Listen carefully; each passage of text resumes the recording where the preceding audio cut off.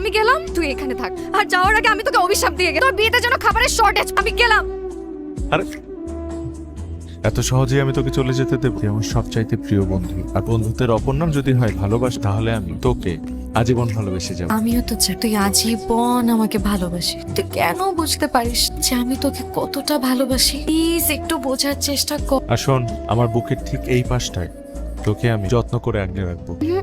এই পাশে না, এই পাশে। মানে এই পাশে সমস্যা কি? এই পাশে। আরে বাম পাশে তো তোর ভাবির জায়গা, বোকা নাকি? ধ্যাৎ, চল, বাসায় সবাই অপেক্ষা করছে।